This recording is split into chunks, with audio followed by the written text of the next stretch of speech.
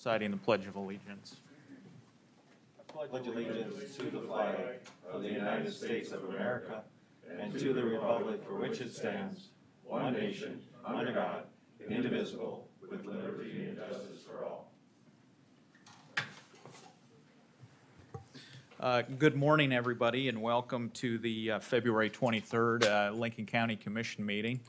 We've got a full agenda today, and according to Commissioner Gibbon, big packet means short meeting. So we're going to find out if that's the case or not.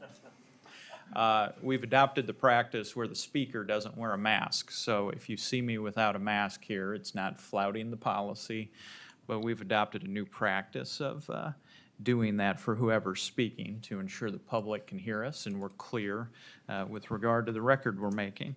So I will entertain a motion to approve the agenda at this time. So moved.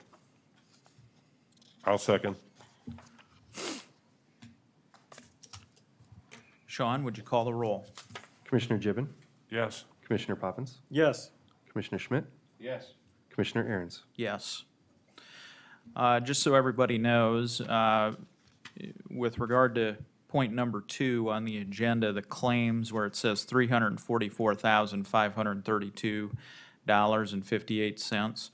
Sean informed me before the meeting that there is a slight adjustment to that in the amount of $344,187.04. So a couple $100 off on there. We've got the reports in our packet. We'll move on to the consent agenda. At this time, I'll consider a motion to approve the consent agenda items. So moved, Mr. Chairman. Second. Sean, would you call the roll? Commissioner Gibbon, Yes. Commissioner Poppins, Yes. Commissioner Schmidt, Yes. Commissioner Aaron's. Yes. Now is the time and place for public comment. Does anybody in the public wish to make a comment today?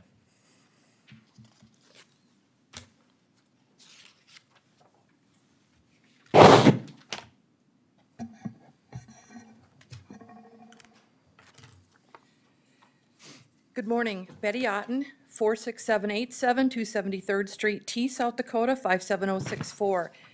Good morning. My comments will not come as a surprise, as I mailed all of you after my request to add these items to today's commission agenda was declined this last Friday by the chair with the invitation to use this time of public comment instead.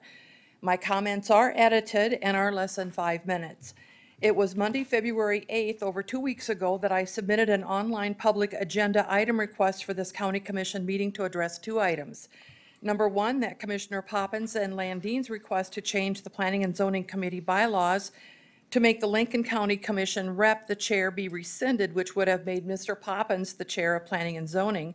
And number 2, that because of blatant conflicts of interest, that Mr. Poppins resign from Planning and Zoning and be replaced with another commissioner.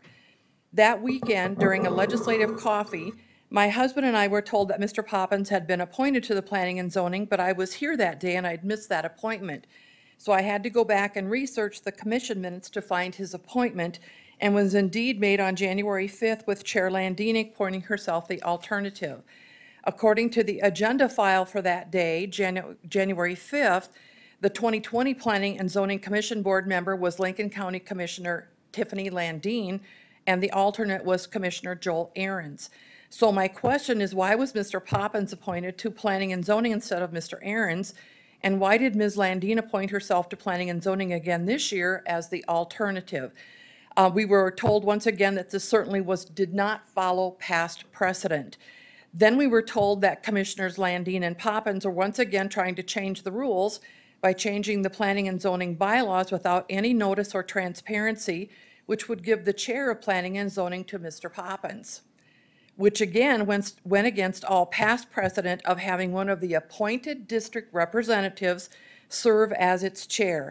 It's interesting to note that researching the minutes of the Planning and Zoning Commission, that Commissioner Landine brought up the bylaw change at their very first meeting of January 19th under new business, consideration of amendments to Planning and Zoning Commission bylaws. Toby Brown noted that Commissioner Mike Poppins had been designated as the county commission rep and proposed amending the bylaws so the county board rep would be the chairperson and only vote on items in a tie. Additional proposed amendments would streamline the agenda. Motion by Landine to table until Commissioner Poppins is in attendance.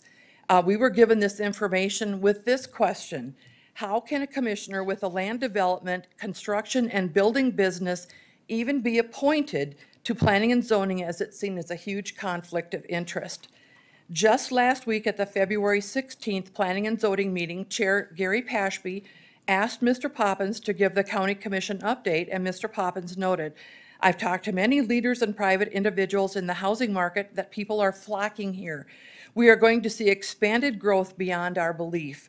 This again highlights the conflict of interest with this commissioner. I am relieved to note that the change to the planning and zoning bylaws making him chair was rescinded before the vote was taken. Bottom line, I was not surprised my agenda request was refused by the chair, so this commission wouldn't have the opportunity for discussion. But commissioners, the optics are just wrong. It's seen as self-serving. I'm believing the others who voiced their opposition to this responded to you as well. Thank you for your time. Thank you. Is there anybody else that would like to make a public comment today?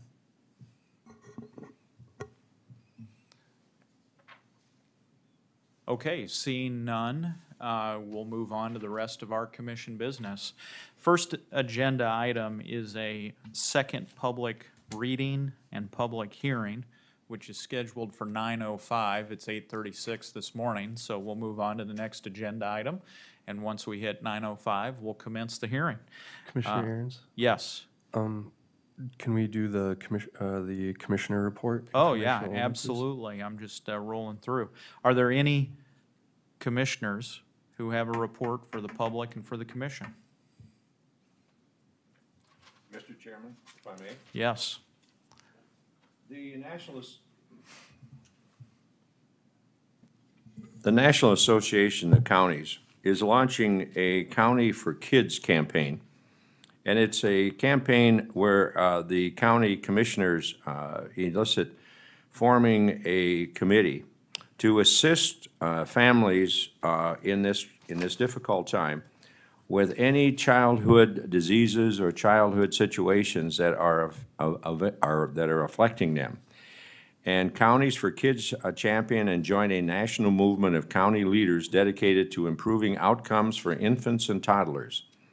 The Counties for Kids website hosts, and this is on the NACO website, hosts educational materials, resources, and toolkits with customized templates to help leaders provide this information to new mothers and to new families.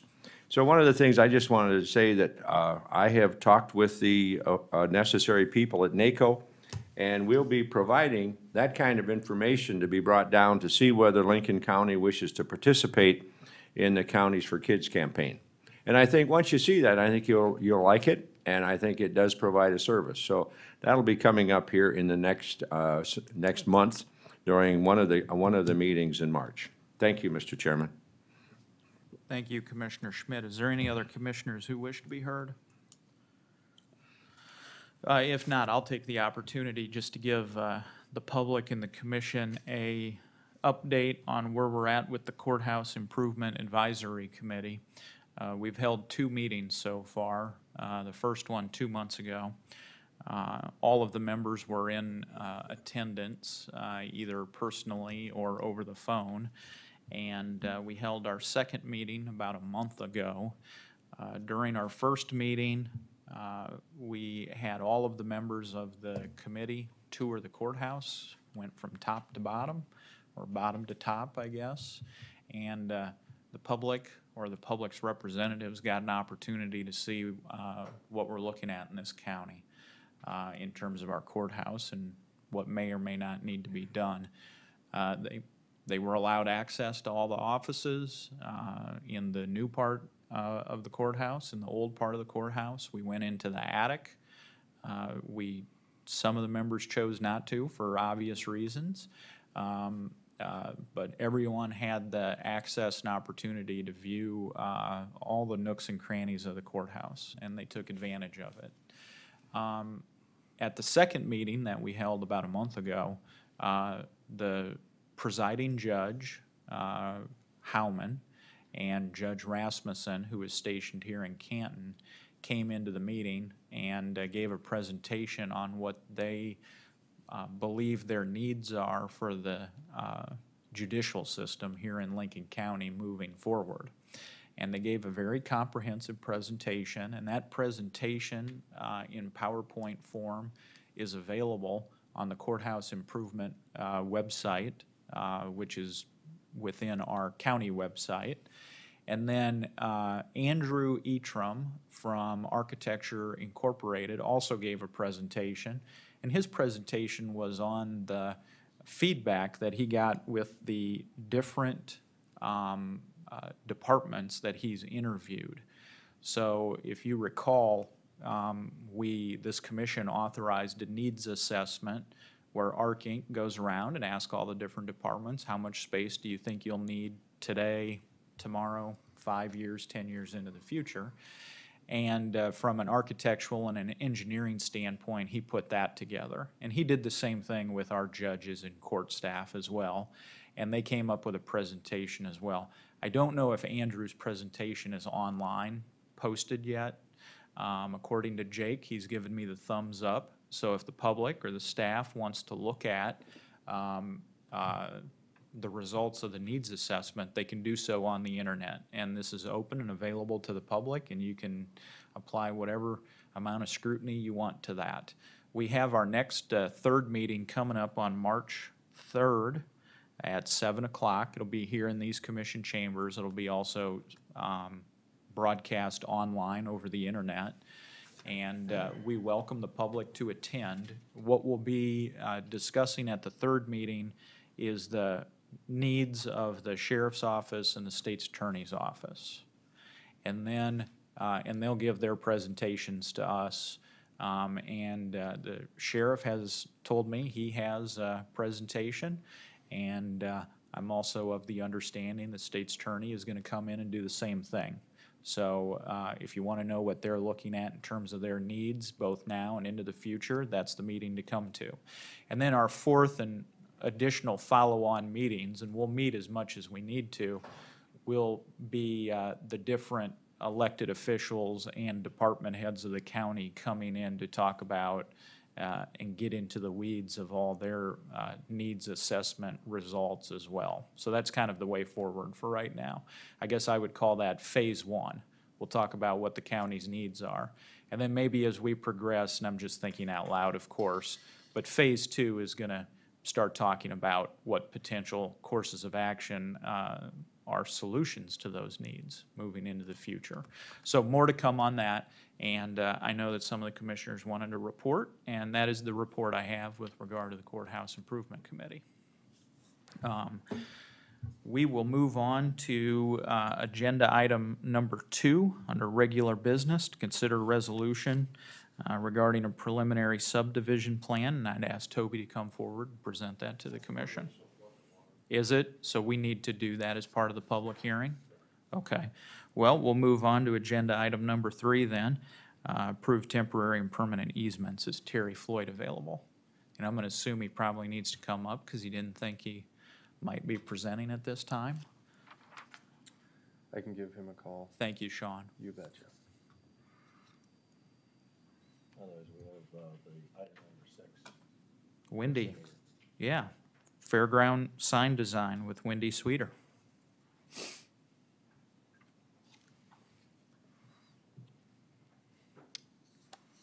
Yes, we have been working with the Lennox Sunstrom FFA chapter, and they want to do a trade to use our facility for their contest.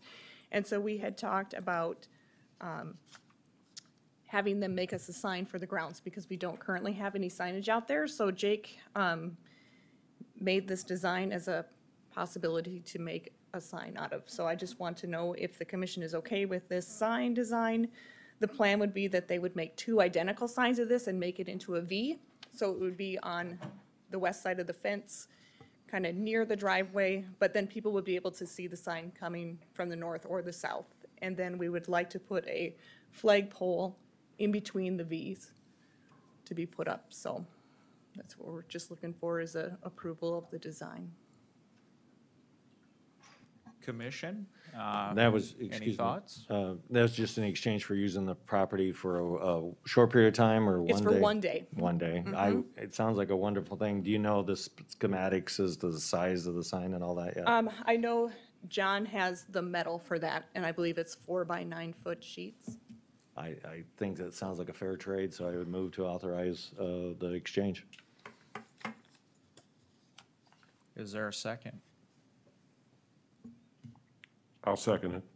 Okay, so I've got a motion and second to approve the exchange of goods of value, as well as, Mike, does your motion also include approving that design?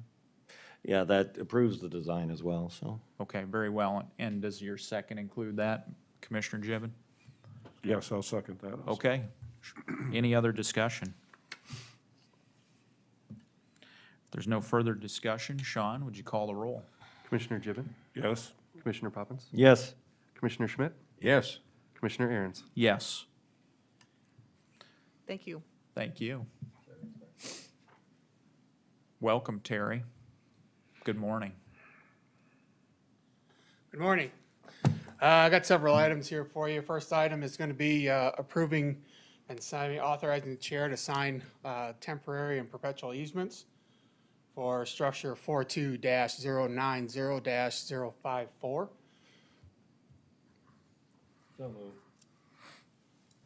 Is there a second? I'll second. Terry, where is that?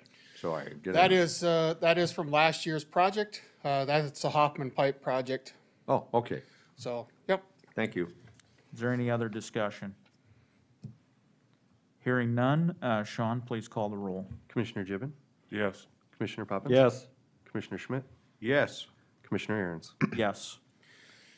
All right, next item I have is going to be approving or authorizing or awarding the bids for 2021 supply bids for the Highway Department.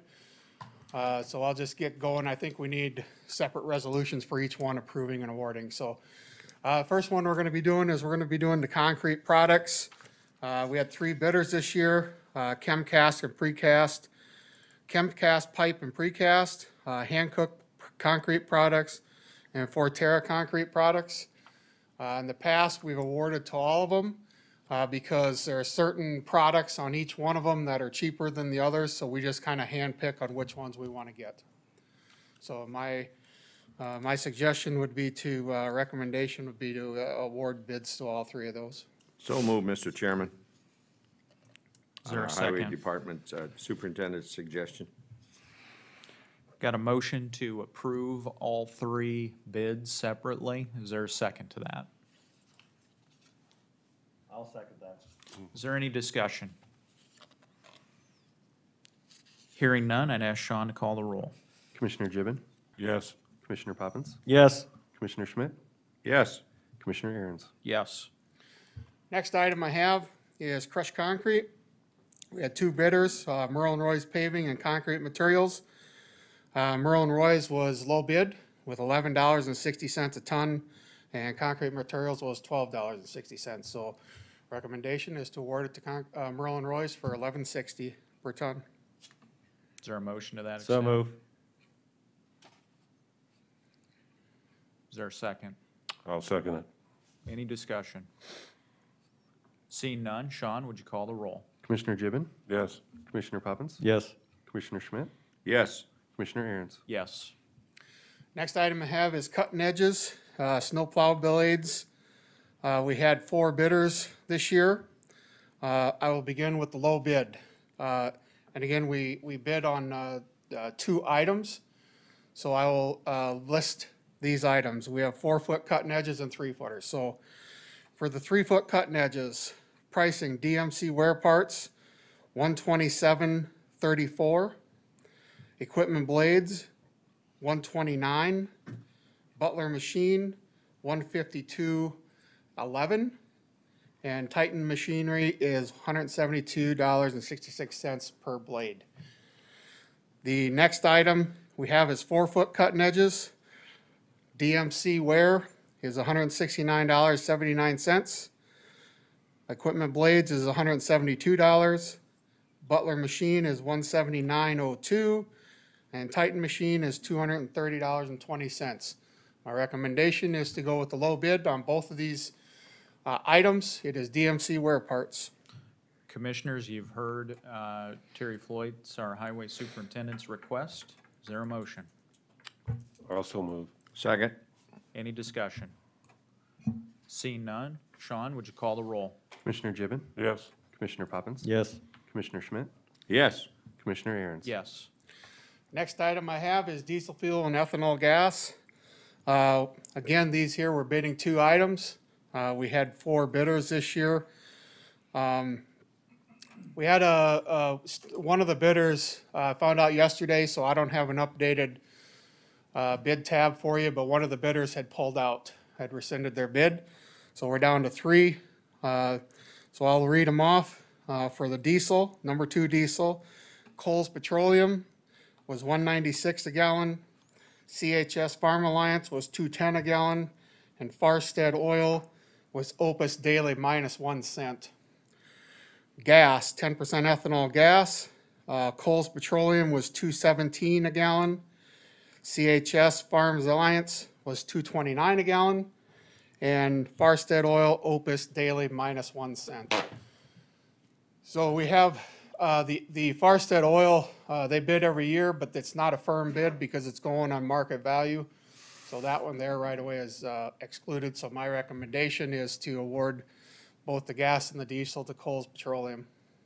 So moved, Mr. Chairman. I will second that motion. Any discussion? Seeing no discussion on the motion recommendation, Sean, would you call the roll?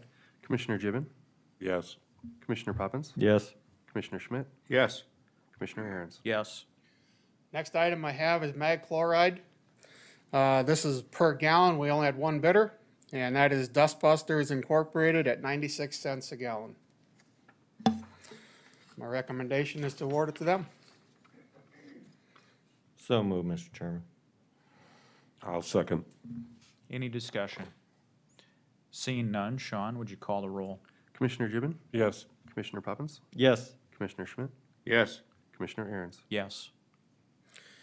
Next, I have plant mix asphalt. So this is the hot mix we get for doing our paving. Again, here I have 3 items that we're bidding.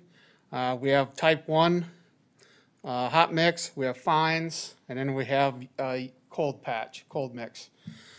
So we're going to start with the Class G type 1 or 2 hot mix. We have 2 bidders. We had Merlin Roy's at $53.90. And we had Concrete Materials at $54. So on that one, and I had already talked to both vendors, since there's only a 10-cent difference. One is on the east side, one is on the west side.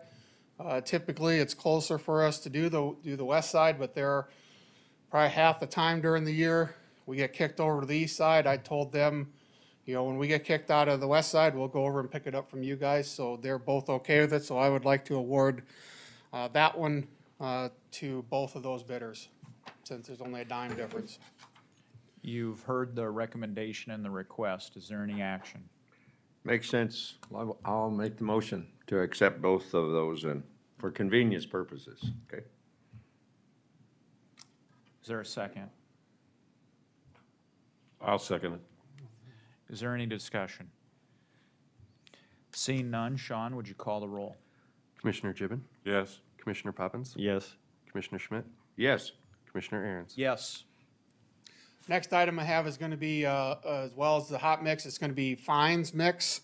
2 bidders again, Merlin Roy's at $93.50 a ton, Concrete Materials at $100 a ton. So my recommendation be to award that to Merlin Roy's. So moved. Second. Any discussion? Seeing none, Sean, would you call the roll? Commissioner Gibbon, Yes. Commissioner Poppins, Yes. Commissioner Schmidt, Yes. Commissioner Aaron's. Yes. Last thing is cold mix UPM. 2 bidders again. Merlin Roy's did not bid, so Concrete Materials had the only bid at $115.50. So my recommendation is to award it to Concrete Materials. So moved. Second. Any discussion? Seeing none, Sean, please call the roll. Commissioner Gibbon, Yes. Commissioner Poppins, Yes.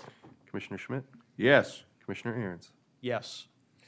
Next item I have is riprap. Again, in this class, we're bidding 3 items. And again, I will read these off. We had 2 bidders on this. LG Everest was one. One of the pricing is for Del Rapids pickup, and the other pricing is for Haywarden. So typically, we'll probably award both of them. And then the other one is concrete materials, and they just bid one of the classes. So my recommendation is going to be to, and I'll let you know here. So Class A riprap, LG Everest Del Rapids, $23.95. LG Everest Haywarden, $31.85. So my recommendation is going to be award both of those. I'm guessing we won't run up to Del Rapids to get it. It's a long ways to go. It might be worth the money just to stay down in Haywarden. So Moved on the recommendation on the riprap. I'll second. Any discussion? Seeing none, Sean, please call the roll. Commissioner Gibbon, Yes. Commissioner Poppins, Yes. Commissioner Schmidt, Yes. Commissioner Aaron's. Yes. next item is Class B riprap. Again, on this one, concrete materials did bid, but LG Everest Del Rapids is $24.15 a ton.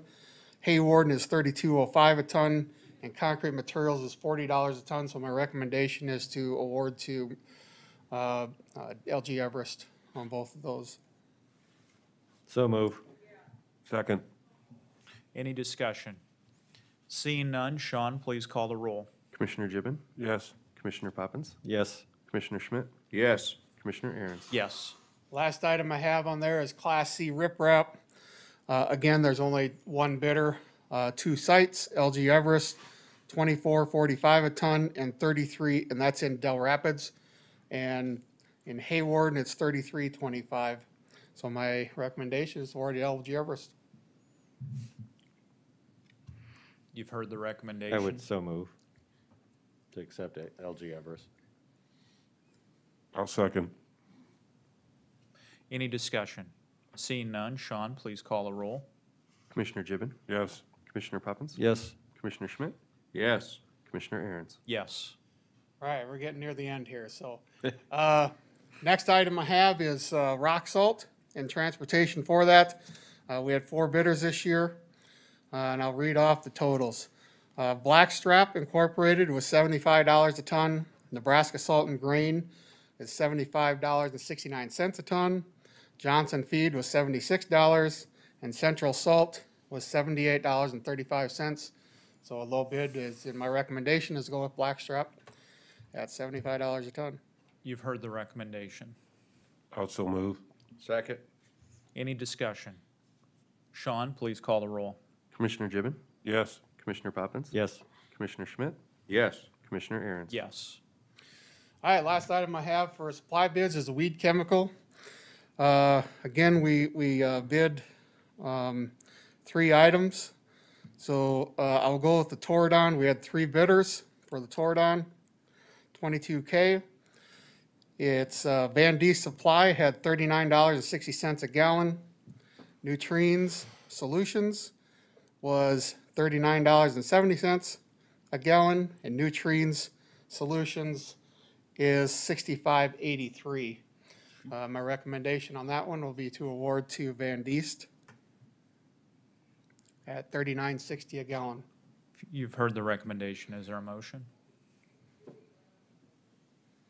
Question, Terry, why is Yep. there such a difference between the high and the low there? Well, the one is the Nutrient Solutions out of Spearfish. That's one that typically bids every year. Probably about a week before we had opening, I got a call from a guy over in Parker. Again, there must be a Nutrients over there. And he wanted to know if he could bid, and I'm like, well, you're gonna be bidding against, I mean, you're kind of the same parent company, but, yeah, I don't know why the huge difference in cost there between the 2 of those Nutrients Solutions, I have no idea. He was high on everything, pretty significantly, but. Any other discussion or questions? Seeing none, Sean, please call the roll. I'm We didn't sorry. have a motion. Oh, I'm sorry. I also move, Mr. Chair. I was on autopilot there. I'll second. We have a second. Is there any discussion now? Okay, hearing none, seeing none. Sean, please call the roll. Commissioner Gibbon, Yes. Commissioner Poppins. Yes. Commissioner Schmidt, Yes. Commissioner Aaron's. Yes.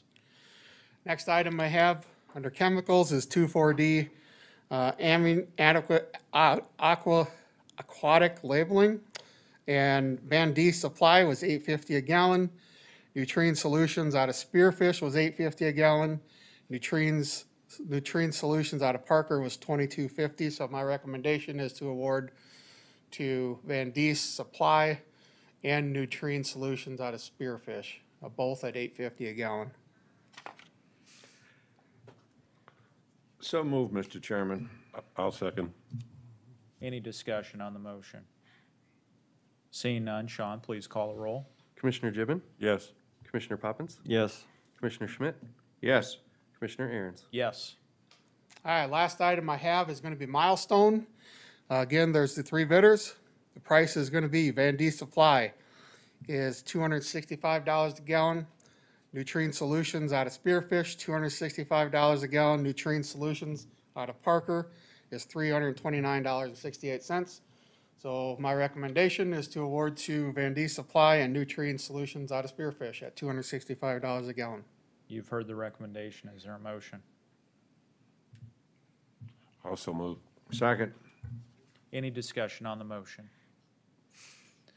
Hearing none, Sean, please call the roll. Commissioner Gibbon, Yes. Commissioner Poppins, Yes. Commissioner Schmidt, Yes. Commissioner Aaron's. Yes. All right, my last item I have today is the approval to purchase metal culverts and bridge materials off the 2021 Beetle County bid. Again, that packet of information, I believe, is in your folder. Yeah. So we're hoping to just to purchase off of theirs rather than bidding ourselves. You've heard the recommendation. Is there a motion or any questions? I make a motion that we accept what they, to buy the culverts off the bid by our highway superintendent. Is there a second? Second. Any discussion? Hearing none, Sean, please call the roll. Commissioner Gibbon, Yes. Commissioner Poppins, Yes. Commissioner Schmidt, Yes. Commissioner Aaron's. Yes.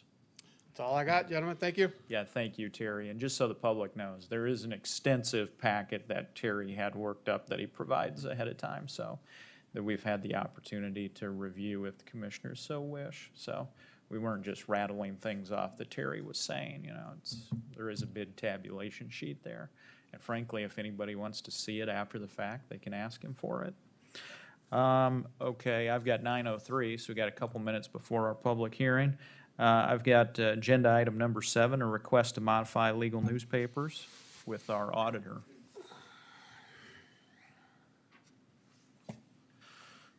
Good morning. So what I want to do is I want to talk about removing Beersford Republic as a legal newspaper. There's been some issues with publications, affidavits. I've tried to come up with a resolve for other publication issues. I can't get one with this. We would still publish with them, so we're not going to take their money away from them, but we would just take that legal newspaper title away so we wouldn't have to depend on them if they miss a publication date or anything else. You've heard the recommendation. Is there any discussion or questions? Have you had any discussion with them? We on have. this? And Yep. what was their comment? There wasn't really a comment. They, without getting into their business, they have a lighter staff than most of the newspapers. So we're only able to contact them on Fridays. By that time, all the other newspapers have already published. It's hard for us to get anything stopped, so then we're ending up spending double publication if they miss a date. But again, I'm not saying that we don't publish to them, so they would still get the funds. I'm just saying that we would take them off as a legal newspaper so that when they don't publish or when something does get missed, we don't have to start the process over, which we've had to do a couple times already this year. Any other problems with the other newspapers? There has been, but they also have, where we can get the second publication stopped. With these guys, if they're not in the office till Friday, the other papers have already published or have their deadlines set up. So, and with the publication, we also set it out a little different.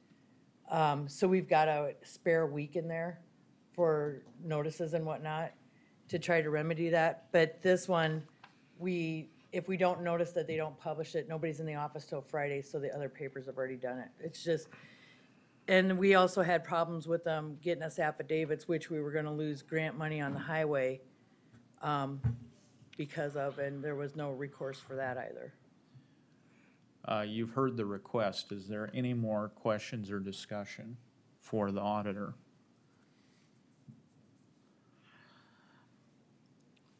Is there a motion?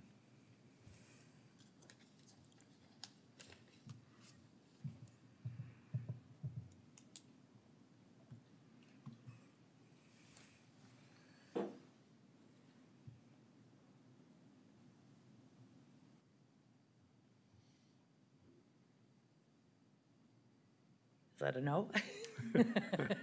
Well, consider this the most, Quiet everybody's been? well, you know, they're just taking an opportunity to think about it. Again, they're not gonna lose any money. We're still gonna publish with them. We're just not gonna have the legal newspaper lock on it. I think always when you talk local papers, you're talking about a lifeblood is publishing the official minutes of And that's any why, publication. that's why we're So still we're gonna still publish. publishing our official minutes. Yep. They still get paid per inch. Yep, The only thing that we've changed is it's not the legal newspaper. right. We now have legal newspapers from Lennox and T and from the Argus Leader and from the Sioux Valley News, Yep. correct? Yep, So we have ample amount. Well, I don't have any problems with the newspaper in Beersford, but if they suffer no official hardship at all financially, I think in lieu of the fact of the difficulties that you have experienced, I would move that we remove them from the legal status and remain with the other 4 outlets. Is there a second to Commissioner Schmidt's motion?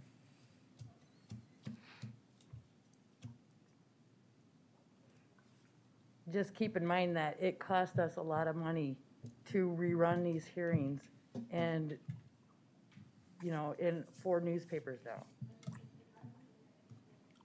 Can you define what a lot is? Well, it's at least 150 a publication round every time, Per newspaper, per newspaper. per week.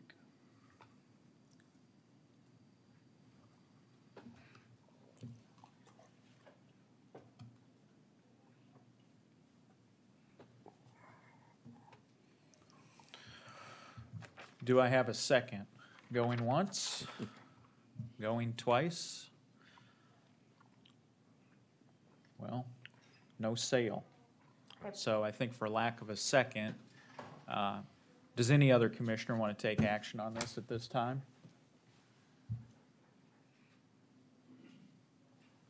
Does anybody want to bring a motion to table the agenda item? I would move, Mr. Chairman, that we table this so that everybody gets an opportune and perhaps a better understanding of what the auditor has requested, so that they can understand the difficulty that they appreciate in their office with the redundancy that they have to experience with this particular publication. So I would move that we table this to next week or 2 weeks, whatever it would take for a better understanding of the auditor's situation. Is there a second? I'll second that. Any discussion on the motion to table? Hearing none, Sean, please call the roll. Commissioner Gibbon, Yes. Commissioner Poppins, Yes. Commissioner Schmidt, Yes. Commissioner Aaron's. Yes. Okay, I've got 9:09 a.m. on February 23rd, and so now is the time and place for a second reading and second public hearing on an ordinance as displayed in the agenda.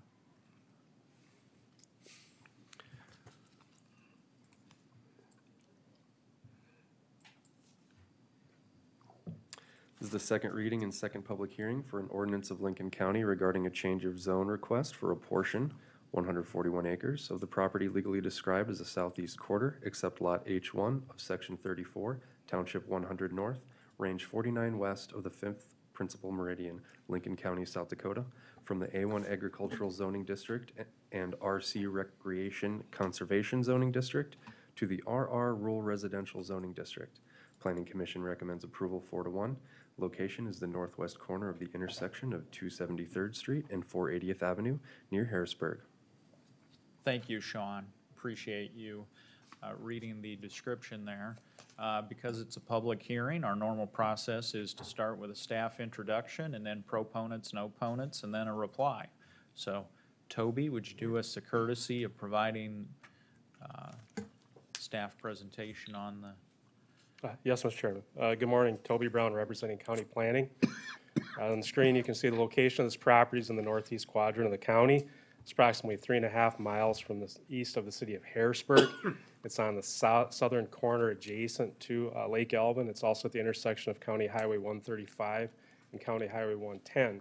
As you can also see on the screen, this property is outside of the subdivision authority of the city of Harrisburg. The applicant for this application is Eric Willitson on behalf of the Carolyn and Porter Trust. Are there any questions Let's get a couple more things. for Toby or the staff? So the subject property is 160 acres. As you can see, it's dual zoned, A1 agricultural and RC recreation conservation. The property is improved with a single family dwelling and some associated agricultural structures. Again, this property, as you're aware, the 2009 revised zoning ordinance for Lincoln County restricts single family dwellings to 1 per quarter or lots of records. This particular property is a lot of record, and so again, that's divisible by the total parcel size by 40 acres. So this property does have, by right, 3 building eligibilities associated with it.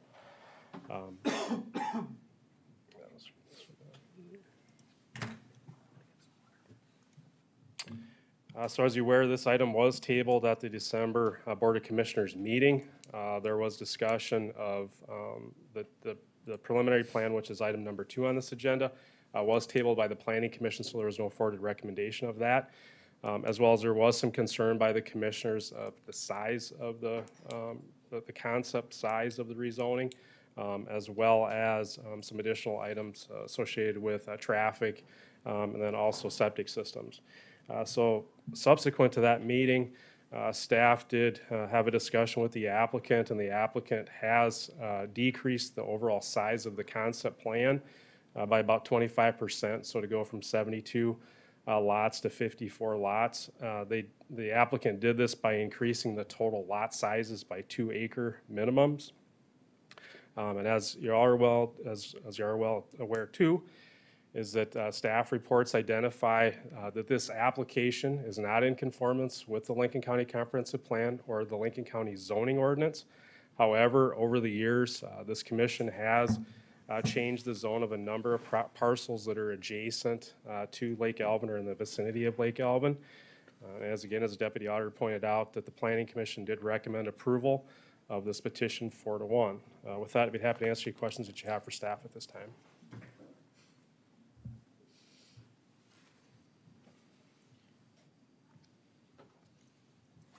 Thank you. Thank you, Toby. At this time, I would invite the proponents up to make their presentation.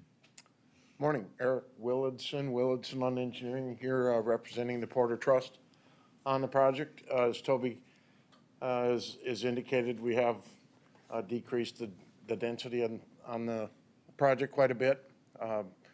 All lot sizes are a minimum of 2 acres, and there's several adjacent to the north edge, Lake Elvin, that are substantially larger than that. Preliminary subdivision plans have been revised as well to address staff comments. I believe we're at the point now where we've addressed everything and are ready to move forward. With that, I guess I'd answer any questions that commissioners might have. Mr. Willison, I just wanted to tell you, I drove up, I voiced some concerns at the last meeting about septics and densities, but I did drive up to this particular property. And I think that when you've increased it to minimum size or size of 2 acres, which really alleviates the problem to me of septic situations because you have 2 acres in which to do that. So I liked your new subdivision plan. Quite honestly, I think you did a good job. Thank you, sir. Any other commissioners with questions or comments for the proponent? Mr. Willitson, anything else? I guess we didn't encourage the commission to support the project. We think it's fits in well with the Lake Galvin area and the development that's going on in that area. And I know the Porters would like to move the project forward. We're excited about the prospects of opening this up. So with that, I guess if you have any other questions, let me know. Thank you. Thank you. One question, going in and out now, is that mostly along 110 or along 135? On the main access point, I guess, there's one off both paved roads. Both of the county highways are obviously paved. But I think the main one will be off the north-south road, and it's directly across from the access point, across the street or whatever, right at the top of the hill there. Okay, thank you. Thank you. Okay, any opponents who'd wish to testify? Well, any further proponents? Seeing none, I would speak as a proponent. Okay, thank you, Andrew. Just the city, as Toby did point out, we are only a half mile away with our joint plating jurisdiction, or with our plating jurisdiction. We do think that rural residential is good in this spot. There are some concerns we still have, though, with the preliminary plan, which is up next, and I was under the understanding that the zoning wouldn't be approved until the plan was acceptable. So we do think this is a good plan. We don't know that it should go ahead at this moment. If it was half a mile to the west, we wouldn't ask for substantial changes, but there would be some tweaks. But the way the preliminary plan is right now, it's not so much that it lacks detail, because that can be added in the engineering plans, but it's that it has facts in it that we think are up for dispute, I guess, in terms of drainage, road ownership, and things like that. And Andrew, I did receive your memo this morning, so thanks for sending that. Yeah, sorry. Is a little that late, fair but game for distribution then? It is. Okay, very well.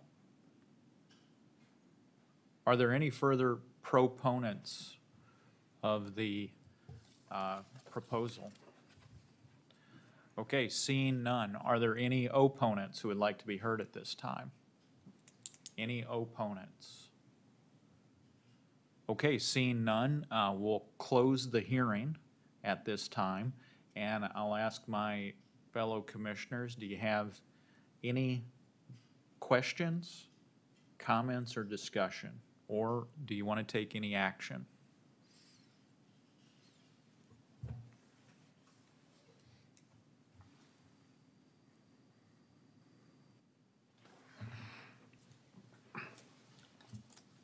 Mr. Chairman, so we've dwelt on this for some time, and as I've commented previously, Mr. Willitson did go back and reconfigure this entire area. And it is, it is an ideal spot. I can only imagine that 2 acres, lots like that have a great appeal to individuals, and that is in a location right next to water becomes even more ideal. So I don't see any objections why we shouldn't move forward with this. But I'll defer to my other commissioners for any comments they have. I like the size of the lots. I think that has improved the presentation that, from when I first heard it in November. Any further discussion by the commission? Thank you, Mr. Chairman.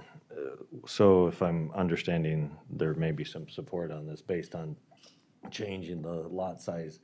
I would suggest then that we look at our subdivision plans and make that change moving forward for all properties, so there isn't an issue for trying to decide why one property will get rezoned and why another property may not, if it falls down to just the lot size, so.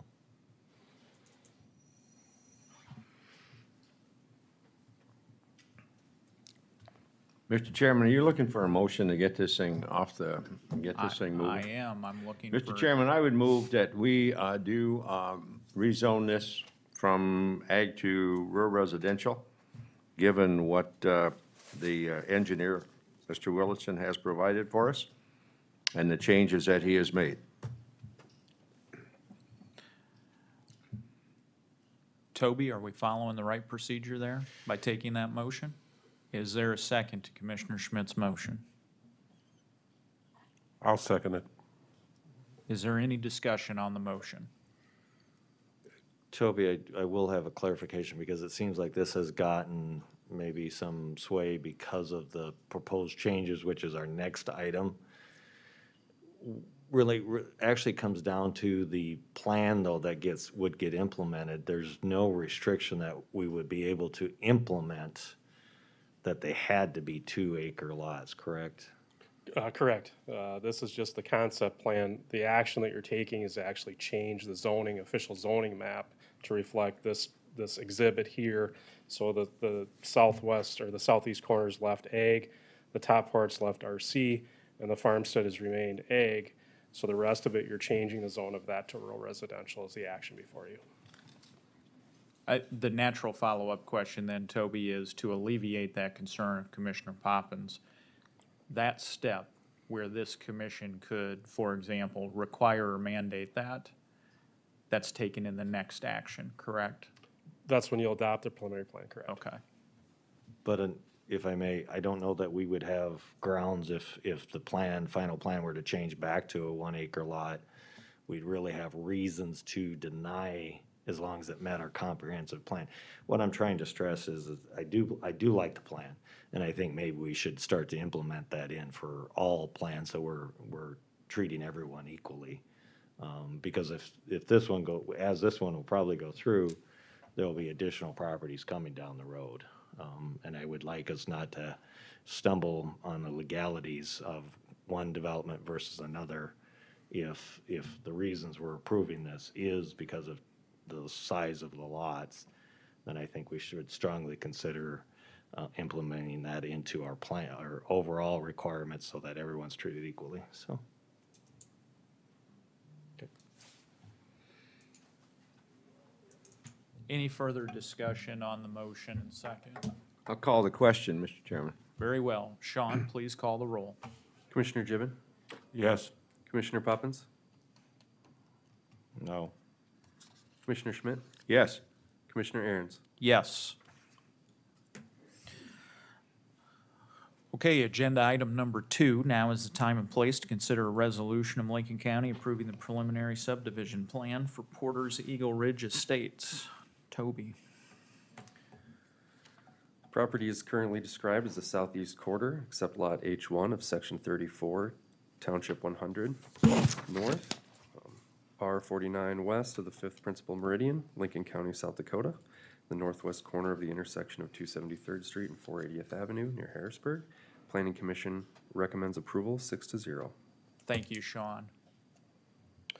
So the applicant has submitted a preliminary plan in conjunction with the change of zone application. With that change of zone, the applicant can now then subdivide the property into multiple lots for single-family residential development.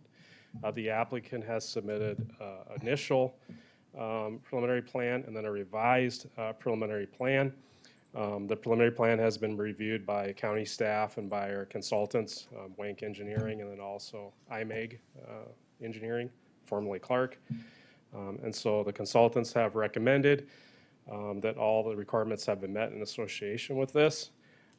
I did receive an email this morning from the city of Harrisburg. I did have a conversation with them on Friday. We did submit the documents to them. I briefly looked at the email. Some of the items associated, the applicant did have attorney put together a homeowners association materials and a road association agreement. And I don't believe that the city of Harrisburg had access to that. So some of the questions that they brought up were identified in those, as well as throughout this review process, there's a lot of accompanying emails and things like that that clarify some of the things that are within the plan. But at this time, our consultants recommend that the minimum requirements for the preliminary plan have been met. What I would remind the applicant and the board is that per the subdivision ordinance, the applicant still has to submit final development plans, which go into greater detail on grading, drainage, erosion control, and some of those items prior to us allowing a plat to take place, as well as that no plats would be allowed unless improvements are made within the subdivision or an assurance has been agreed to with the county and the applicant prior to the platting process. So I haven't had a chance to completely look through Harrisburg's comments, but I would address some of those might be addressed by additional conversations that staff could have with the city of Harrisburg. But with that, I'd be happy to answer any questions that you have for staff at this time. Any questions for Toby? Toby, so one more time, they have provided for a road, the two features necessary. One was a community, what was the title you had on those two things? Well, they've had an attorney submit to staff a copy of a homeowners association. Homeowners type association agreement, one. And then a road association. And then the road district the other. In conjunction with the homeowners association. Okay. And so typically we do waive that requirement, but that was a concern at the December board meeting. So staff did require that in advance, but I would encourage you that that's just preliminary at this time. Until it's filed with the actual deeds, it's just draft at this point in time. Were there any concerns on the part of the planning and zoning board? No, planning and zoning, planning commission recommended 6-0. What I would say is that I realize that, again, this is a very checklist type items. So the subdivision ordinance is the ordinance that you've adopted has specific checklist items for preliminary plan. I would concur with everyone that it doesn't go into great detail as far as grading and drainage and those things, that'll be further developed with the final development plans. Lincoln County has adopted that process because we don't want to encourage applicants to spend quite a bit of money up front prior to them knowing if they're going to get approval or not during the rezone process. Okay. Any other questions for staff? Thank you. Thank you, Toby. Looking for action on the agenda item. Is there a motion? I would move to approve the plan. I do want to make note that I find a little disturbing that we held them under a little duress to make the lots larger to get the rezone done. I think we do need to look at our plan so it's equitable for everybody. But I do like their plan. Toby, I'm sorry. Maybe I cut you off there prematurely. Did you want to say something? Okay, yeah, good question. Actually, internally, I was thinking, is the agenda item of considering a resolution technically a public hearing? Okay, so, my apologies. I'll withdraw my motion. Okay, thank you, Commissioner Poppins. So with that said, we have to continue on with a public hearing on agenda item number 2. Any proponents who'd wish to speak on behalf of the agenda item? Eric Willardson again. Just like to express our appreciation with planning staff and the consultants who work with us to work out all the issues and come to an agreement. And as Toby had indicated, we have unanimous approval or recommendation from your planning commission to the preliminary subdivision plans, and I think, and maybe you correct me if I'm wrong, but this requires that, the lot and block layout, that all the lots are 2 acres or more, and I don't think we could bring in a plat that was something less without changing this. Is that correct? Okay. So with that, if there's any questions, I'd be happy to answer. Thank you, Mr. Thank you. Willardson. Any further proponent testimony? Hearing none, any opponent testimony? Hearing none, I'll close the hearing and ask the commission what action or discussion comments they wish to take. I would again offer my motion to accept their preliminary plan as presented. Again, I again will stress that I would like us to look at maybe having a more unified decision for all applicants in the future, similar to this then. Is there a second? I'll second it. Any discussion on the motion and second? Hearing none, Sean, please call the roll. Commissioner Gibbon, Yes. Commissioner Poppins, Yes. Commissioner Schmidt, Yes. Commissioner Aaron's. Yes. Okay, thank you, everybody. Next agenda item here is number 8, fire detector inspection contract with Mr. Rombo.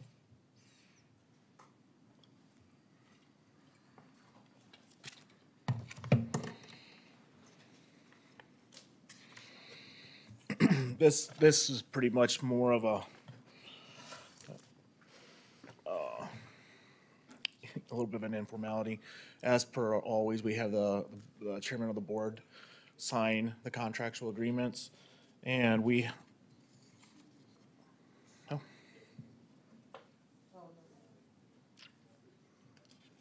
All right. I guess I have, if Jake wants to put it over, but I have the 2 contracts. We would actually probably have to approve both contracts, I guess, as per what Terry had just gone through. Because one contract is for the highway shop and the other is for this courthouse facility.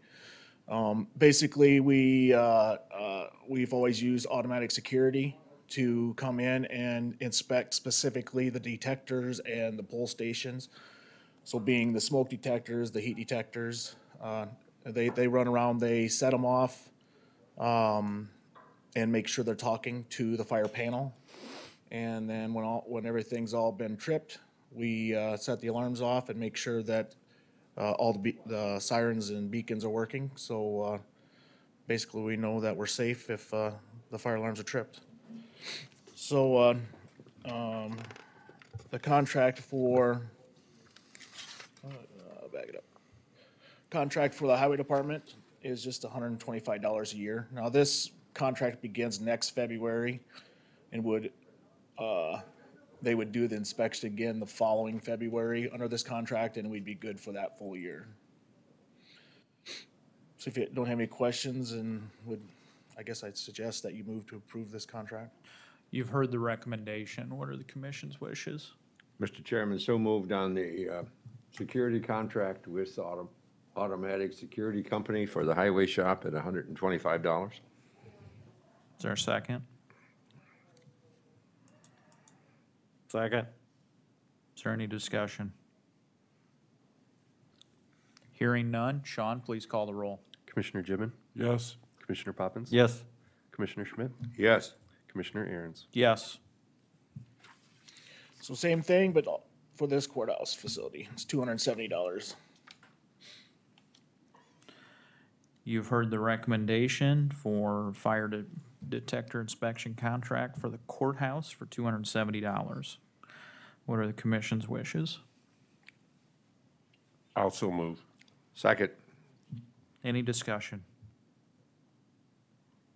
Hearing none, Sean, please call the roll. Commissioner Gibbon, Yes. Commissioner Poppins. Yes. Commissioner Schmidt, Yes. Commissioner Aaron's. Yes. Thank you. So the next item on for the agenda for me is the contract agreement with Midco Communications and Mid-Continent Communications to store equipment for approximately 3 to 4 months at the transfer station, for a lease agreement of $600 a month. Do you know how much equipment they're going to store there? Or what? I don't know exactly, but there is a picture of the area they are expecting to utilize in that area.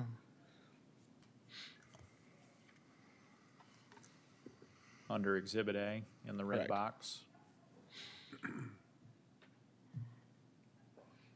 Very well.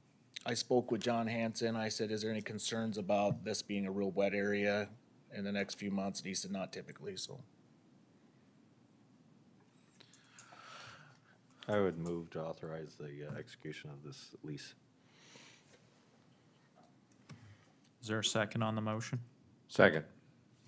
Any discussion? Just for clarity, John, what was the dollar amount discussed? $600 a month. Okay. Any other discussion? Hearing none, Sean, please call the roll. Commissioner Gibbon, Yes. Commissioner Poppins. Yes. Commissioner Schmidt, Yes. Commissioner Aaron's. Yes. Thank you, John. Thank John, you. could you keep that picture, because we're going to talk about the transfer station here later on. And I think that's a good picture for us for referencing. I think Jake's pulling that up off Oh, of the. has Jake got that? Okay. The magic man. Yeah. Thank you, John. Thank you. Our next agenda item, 2021 Assessment Notice and Appeals Website by Carla Goosen, Director of Equalization. Good morning, Carla. Good morning, Carla Gosen, Lincoln County Director of Equalization. Our assessment notices are being mailed today, and we have some changes on the assessment notices that I would like to share with the commission. There's some new language that we are required to make notice to all of our taxpayers per law that went into effect July 1, 2020. We are now to list all of our tax relief programs that are offered to taxpayers. Item number 1 is our owner occupied. So if you own and occupy a home as of November 1 and you make application by March 15, you're eligible for a tax reduction. We have disabled veteran. We have paraplegic veteran. We have a paraplegic for just an individual. We have an elderly and disabled freeze program. And there is a municipal property tax reduction.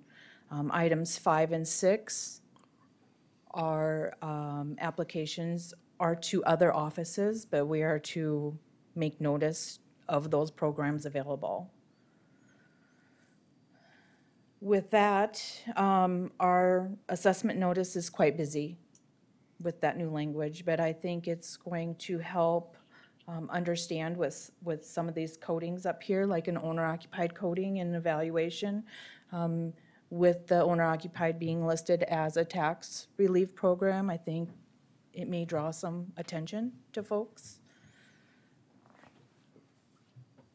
Another thing that we have listed on our assessment notice, this was on our notice last year in 2020.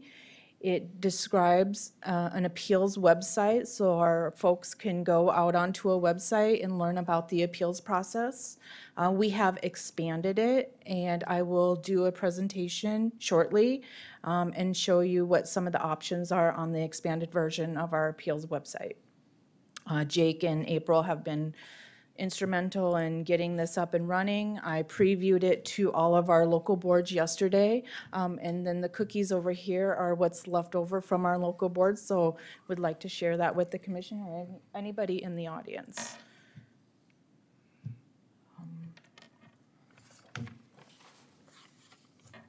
Some of our upcoming deadlines are in our timelines. One of the reasons why we started the appeal process and the appeals website, I should say, is because it's a short window of opportunity to appeal.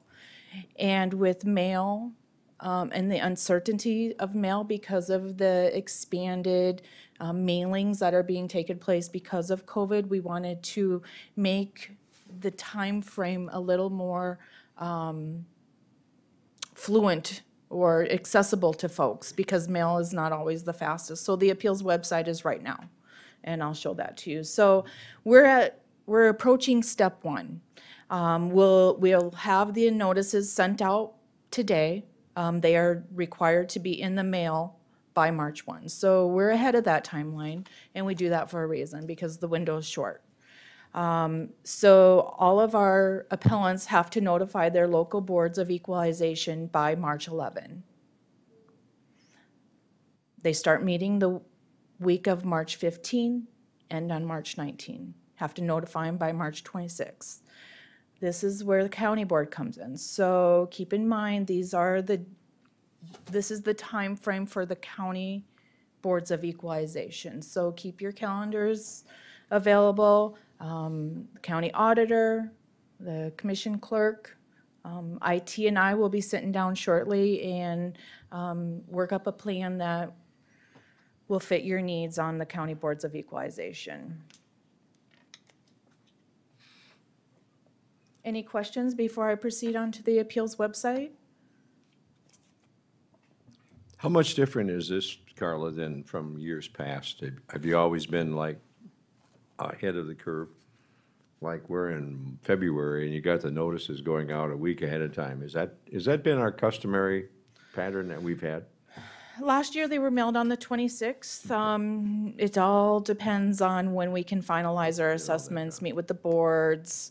But yes, we try to always get them out before the March 1 deadline, just because of the short window. Okay.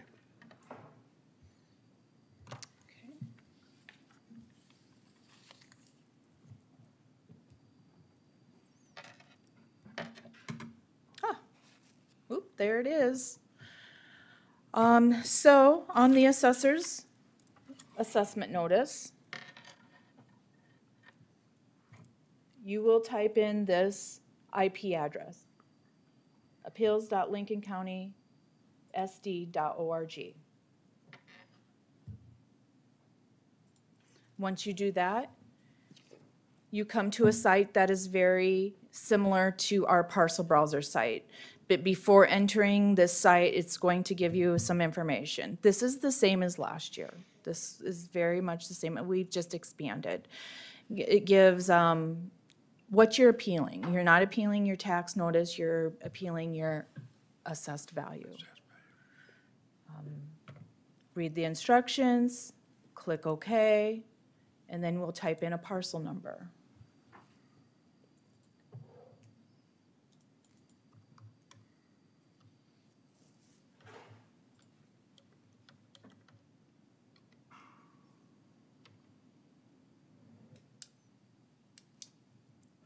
Pretty slick. So it brings you right to the property that you type in. On every assessment notice the parcel numbers listed. So all of the taxpayers should be aware of what the parcel number is. Once you click on the parcel, you get some information on the left-hand side. It's going to be the property owner's name, the legal description, and who your board members are, or board clerk is. Contact information. So what we have expanded this year on this is the appeals process information. If you click here, this will give you the step-by-step instructions on how to appeal. Once you read through the instructions, and I'm not going to go over it verbatim with you, it just how do you appeal, what your steps are. If you want to submit your application to appeal, we've made it very simple. You click here. And then you just register yourself as a, I think this is like a sign-in.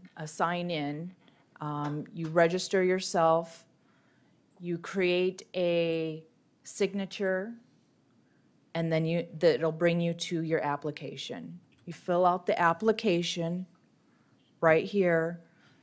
Jake, are we able to do this online? Okay.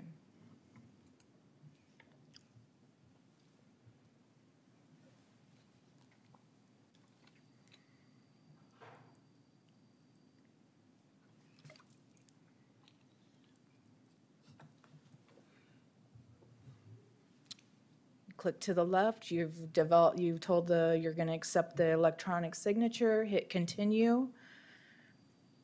The form opens up and you just fill out everything that's highlighted in red. And there are required fields, we're requiring you to fill out your name, your address, the reason why you're appealing, all your contact information. Once you fill it out and hit finish, a notification goes to the local board's clerk and a notification comes to the county. So we know immediately who's appealing their values. At that time, we can direct an assessor in our office to start the appeals process on that particular parcel. So when the March 15 deadline comes and our local boards are hearing appeals, we can help them with that process and supply them with comparables and maps and any other type of documentation that they are requesting of us. Carla, when you hit adopt and sign, Yes, what happens next? Jake? I'm pretty frequent, I use DocuSign a lot, but I'm wondering, does it automatically transmit it to Sioux Falls, or do you have to print it out and mail it? The sign, that's when it puts your signature down. It'll sign it at the bottom and Yeah, it'll sign- email the jurisdiction. Yeah, and then your jurisdiction gets emailed. So sign and submit does it Yes. for you. Okay. Yes. I consider this like third gear. I think we have another phase that Jake and I are willing to explore, like automatically fills in your legal description and name, and we're not there yet, but it's definitely a possibility. The local board clerks were absolutely thrilled at this, especially our high-volume appeals areas. And they're definitely gonna push their folks to fill it out online. And it goes through every phase of the appeal process. So this is locked in at the appellant's signature. And then the next part is, the next step is once the local board makes a decision, they will fill out this form. We're notified of their decision and the appellant is notified of their decision immediately. And then it comes to county. I fill out a recommendation. The taxpayer knows my recommendation. The city knows my recommendation, and then it goes to county, and then it finds out what the county's, approved value is. So huge advancement from last year. Last year we started with the website, now we're just submitting it online.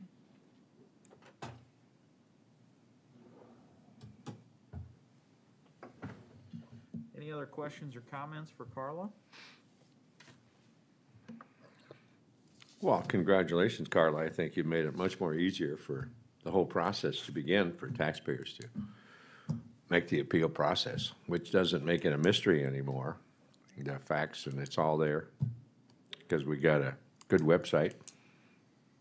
Many thanks goes out to our IT department. They are instrumental in this. Thank you. Yes, Thank thank you. you. Agenda item number 11, renewal of Air Force Museum agreement. Mr. Golden.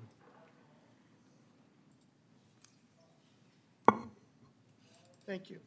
This is a loan grant from the United States Air Force for a airplane that's sitting out at the T airport. We do it every year. So we just need a approval to renew it. Somebody will go out and take a picture of the aircraft, attach it to it, and then we would send it in so the aircraft can remain out at the T airport. You've heard the request.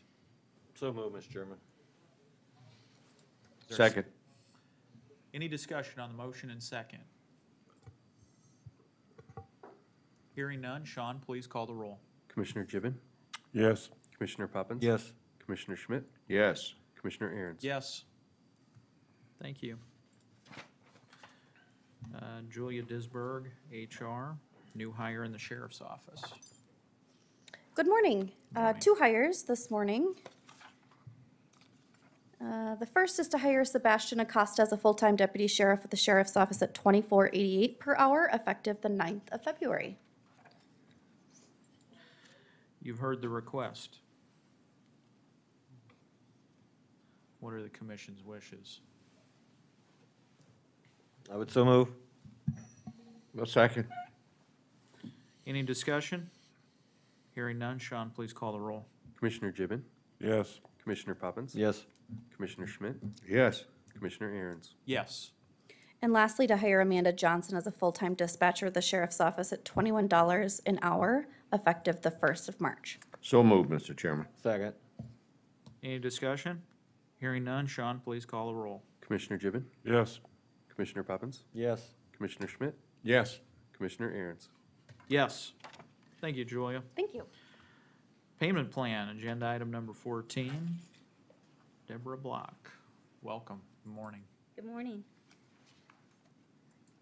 I'm here requesting a payment plan for a homeowner at parcel number 240-6210-006, Hagmeyer's Addition, Lot 6, Block 10.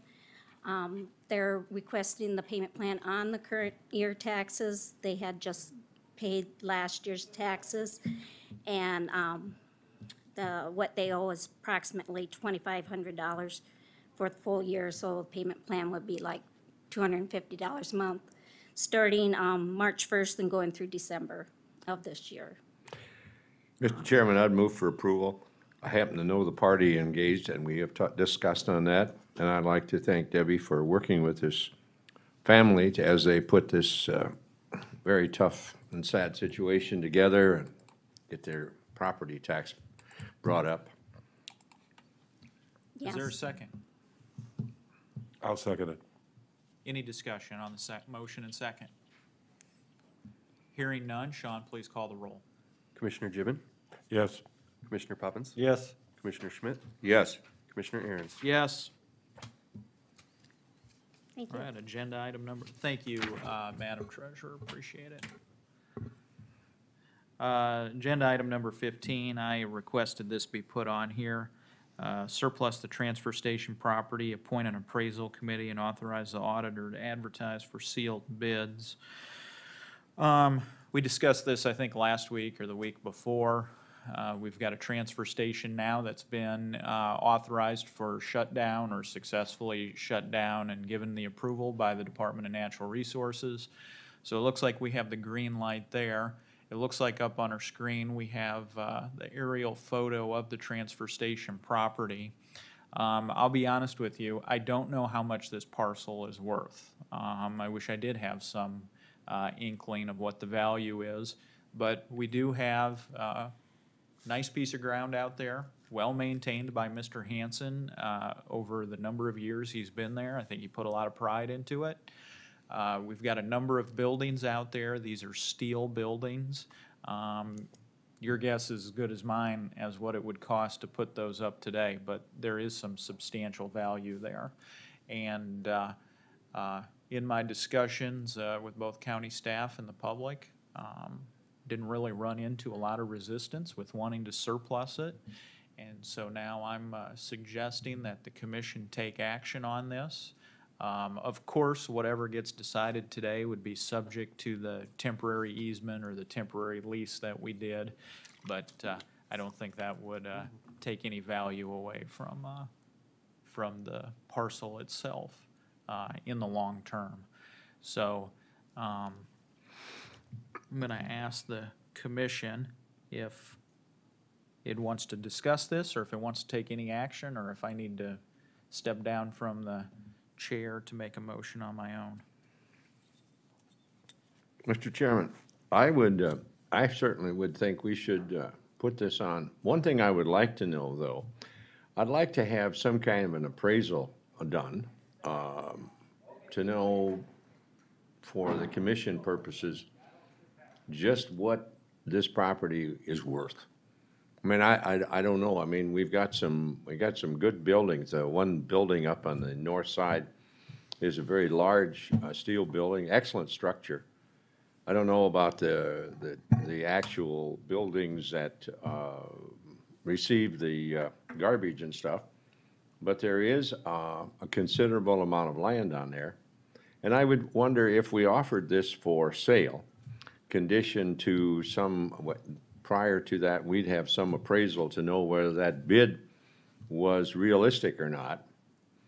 But I do think we ought to put it on so we can get some added revenue. So I don't know how we accommodate that. If we put it up for sale with the recommendation that we get an appraisal from some realtor so that we have a guideline from there. Yeah, I mean, I've thought about this too, and maybe other members of the commission have some thoughts too, is we could either hire someone to do a formal appraisal and we could get a number, or we could have a realtor do a comparative market analysis. I would think market analysis may be cheaper than a formal appraisal, but whatever your wishes are. One way or the other, we will have to ascertain as to what its market value may be. We'll first declare it surplus, and then move forward on setting up that procedure. But today's action, I think you're looking for, Mr. Chairman, is just to officially call it a surplus property to be disposed of in some manner. Is that correct? It is, Commissioner Poppins, and I think as part of the forming a appraisal committee, I think we could let the appraisal committee determine whether or not they want to seek a formal appraisal or not too. My guess is a formal appraisal, we'll have to go out there and get a quote or a bid, but my guess is formal appraisals on residential property normally are in that $600 to $900 range. I don't know what it would be on a commercial property right now. I just haven't done one in a while. Well, if we're to take, first step is to declare this surplus, I would so move on that action. Okay, so there's a motion to declare the property as surplus. Is there a second? I'll second it. Any discussion on the motion and second to declare the property as surplus? Hearing none, Sean, please call the roll. Commissioner Gibbon, Yes. Commissioner Poppins. Yes. Commissioner Schmidt, Yes. Commissioner Aaron's. Yes. Okay, thank you. Next agenda item, number 16. I also asked to put this one on there. Before you move on, Mr. Yeah, Chairman, go ahead.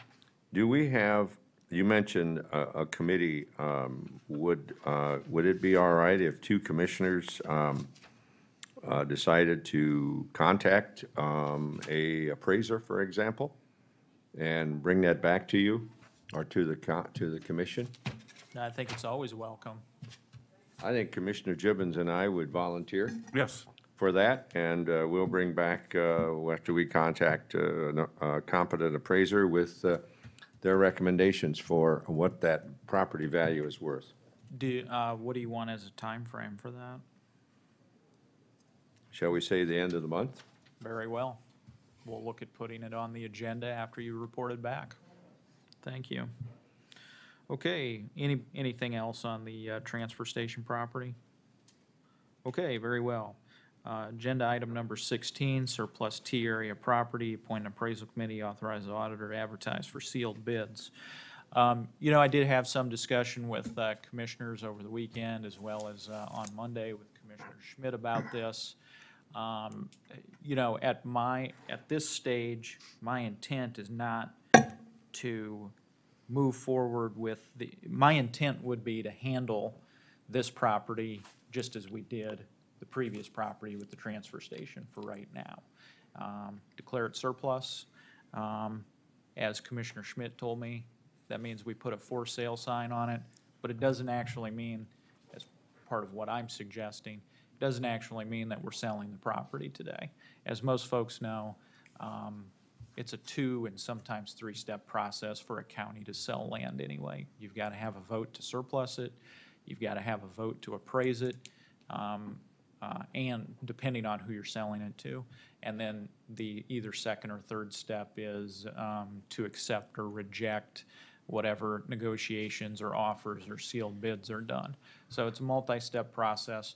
What I'm simply suggesting at this point in time with regard to the T area property is we surplus it, we put a big for sale sign on it, and we're of course going to solicit offers on it, but that doesn't mean we're selling it at this point in time. It just simply means we're gauging an interest out there.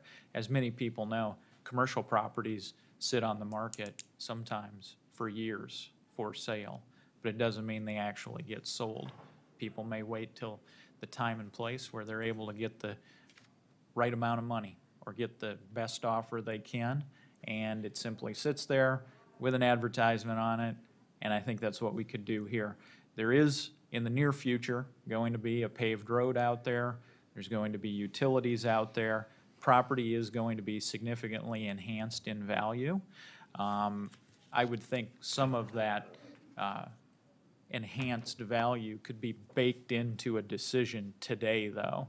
I mean, it's certain that those enhancements are coming, and so any negotiation would obviously include, from the county's perspective, that value has already been created.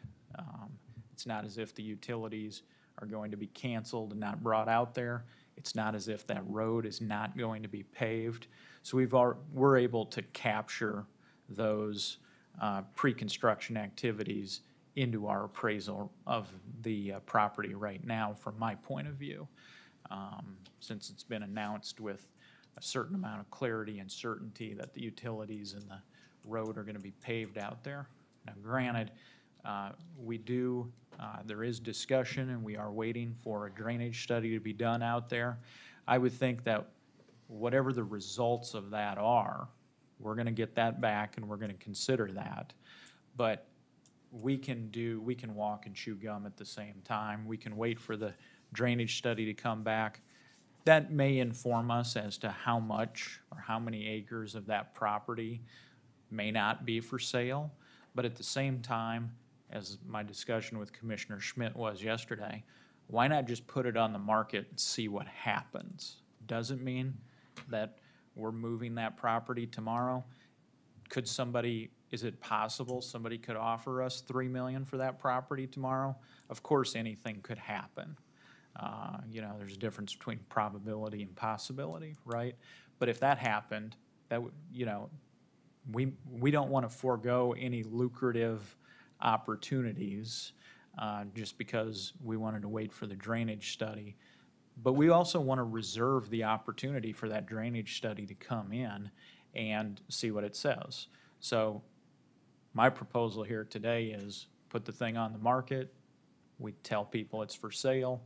We obviously solicit and take input on what somebody may want to offer us, but it's going to be subject to a temporary easement that's out there for the next year. It's going to be subject to a possible drainage plan. But what it does is kickstarts negotiations and it kickstarts input from the public on people who may want to purchase it. So that's what I would suggest today. If there's any other commissioners who would like to discuss or take action on it, so be it.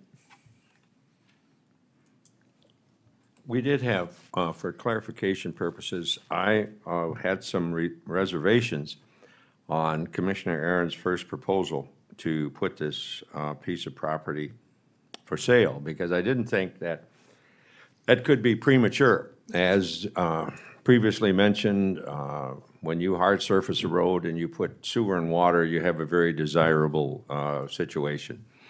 And knowing that I think the city of T, I think I talked with the mayor who looked down the road, and I asked them for their future, what they looked at for this particular property.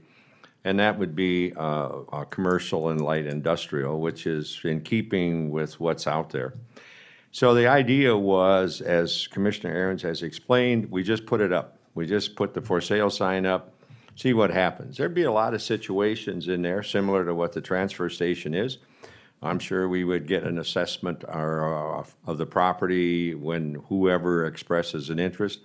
But there are several steps. That doesn't mean that you're just going to rush it and sell it by the acre. I think once you get this thing down the road, you can sell it by the foot probably.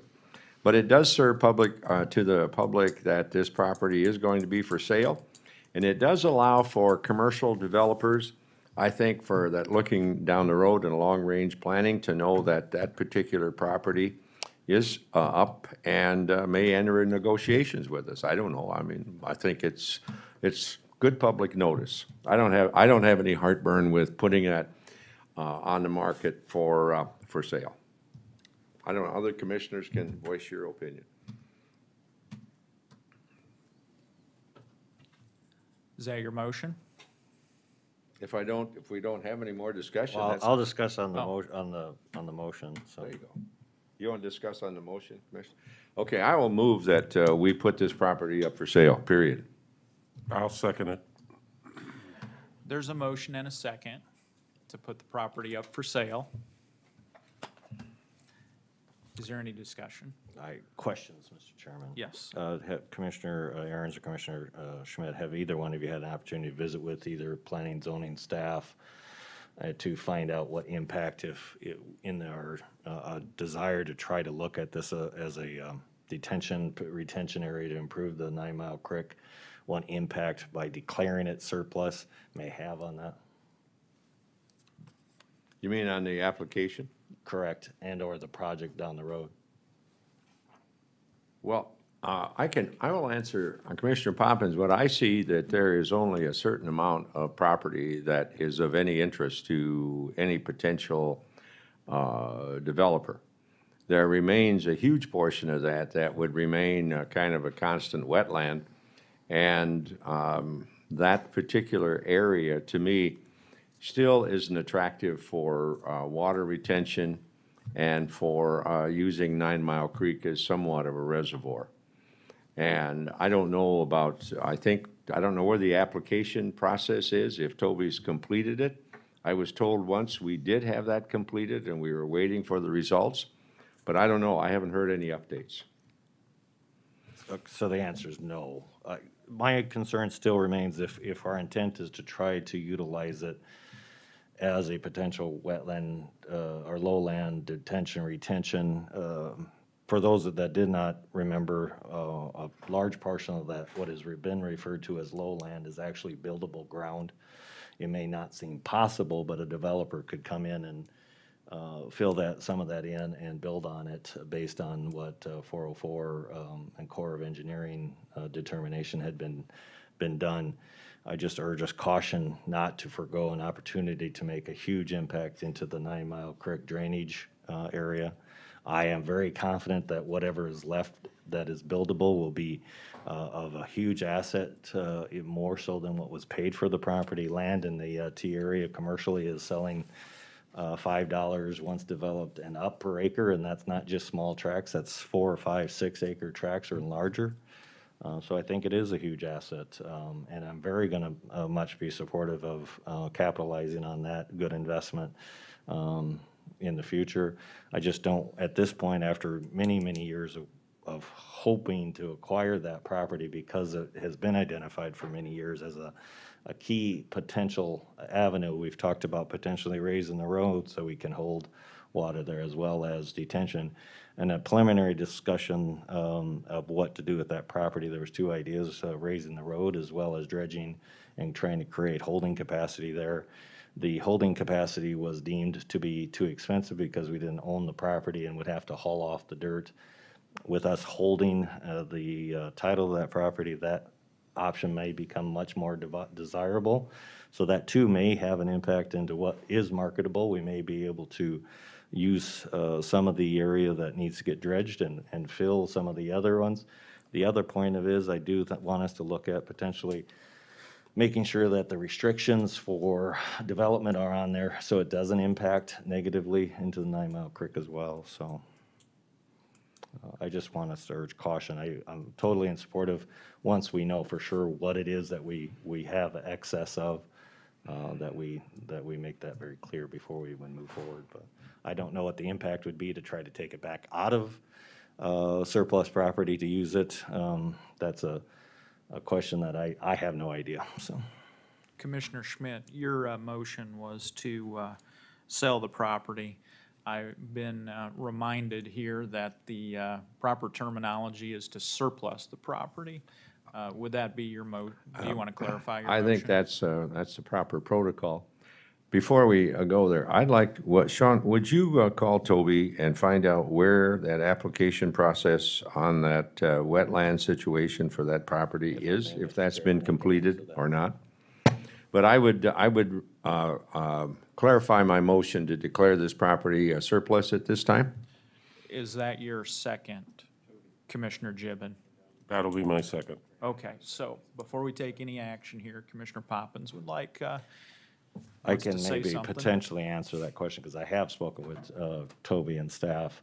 The application has been submitted. We have not heard back. Once the application, if it is awarded or funding, then the process would commence, which could take approximately, in Toby's thought process, and if he's coming down, he can either change it or modify it, approximately 2 months to find out what all can happen there. So I'm not talking about a huge delay on this. I just think it would be prudent for us to not make it more difficult for us if we didn't have to, so. Mr. Golden. I would just remind everyone that the part of the purchase agreement allowed for some of the land or the dirt on top to be removed.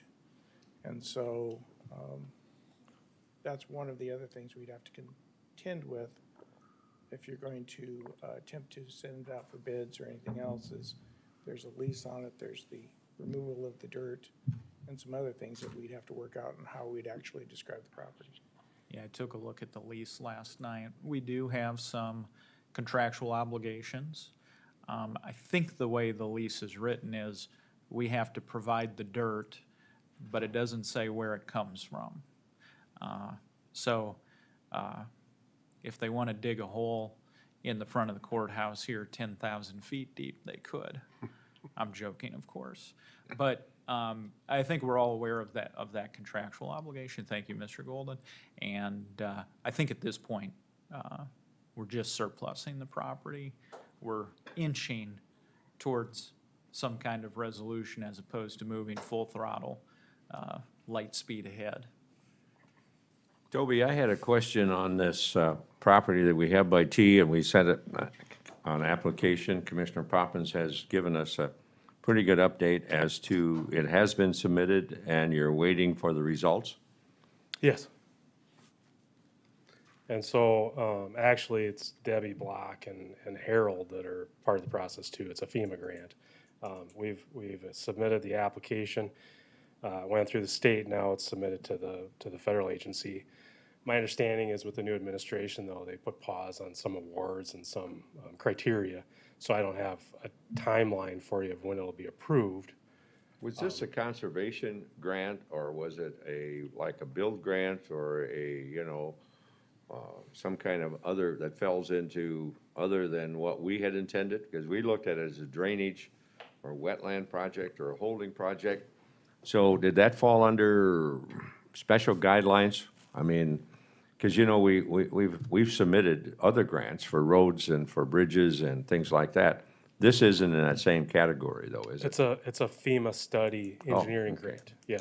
So we solicited a request from Wank Engineering, I think it's $30,000, right around there, to do a feasibility study on potential detention on that property. And so we submitted, it was grant eligible. We talked to state officials. They said this would be a good project. They're well aware of 9 Mile and the implications that it has on our county and on the developing area. And so I don't have any update for you at this time.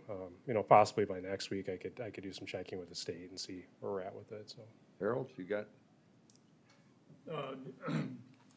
Just that when Debbie Block and I received the letter from Heather Almag, our person and peer that works with these things, the application's been approved by the state. It's being sent to FEMA Region 8 for the H&H study.